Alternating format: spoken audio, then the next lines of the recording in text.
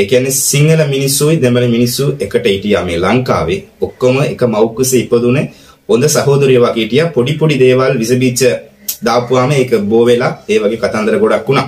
අර අරගල කරද්දී ගොඩක් සතුටු වුණා නේද? අර ගෝල් ෆේස් එක පැත්තේ සිංහල මිනිස්සු දෙමළ මිනිස්සු මුස්ලිම් මිනිස්සු කියලා හිටියේ නෑ. ඔක්කොම එකට ඉඳලා මේ රට බේර ගන්න ඕනේ කියලා හිටියා. ජනාධිපති කෙනෙක් ලංකාවේ පළවෙනි පාර රට දාලා පෙනලා ගියපු කතන්දරත් උනේ එතනීමයි.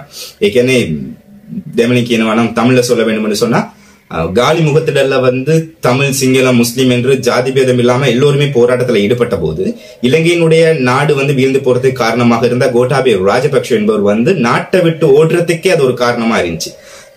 ඒක තමයි මම කියන්නේ දේශපාලකයෝ මේ රට දාලා පණිනවා මොකද මිනිස්සු එකට හිටියොත්.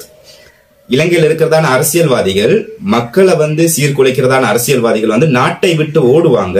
சிங்கள தமிழ் முஸ்லிம் என்ற ஜாதி பேதம் இல்லாமல் மத பேதம் இல்லாம எல்லோருமே ஒற்றுமையாக செயல்படும் போது ஒற்றுமைதான் மக்களுடைய பலம். இது ரொம்ப முக்கியம். தமிழ்ல நிறைய பேர் கமெண்ட் பண்ணிருந்தாங்க உண்மைதான் அப்படின்னு சொல்லின்னு. சோ ஆழமா சொல்றது ஒண்ணு, புலம்பெயர்ந்த தமிழர்கள் வெளிநாட்டுல நீங்க கொடியை பிடிச்சுக்கிட்டு இருக்கிறது என்ன நோக்கத்துக்காக இலங்கையில மறுபடியும் நாங்க எல்டிடி இயக்கத்தை கொண்டு வர போறோம் என்பதுதான் உங்களுடைய நோக்கமா, அல்லது எங்களுடைய உரிமைகள் பறிக்கப்பட்டுருச்சு பறிமுதல் செய்யப்பட்டுருச்சுன்னு சொல்ல வரீங்களா? ஏற்கனவே பிற்றட்ட யூரோப்லட்டவல எல்டிடி சங்விதானே கொடியல்லகனே இன்ன தெமல கட்டியගේ අරමුණ මොකද්ද?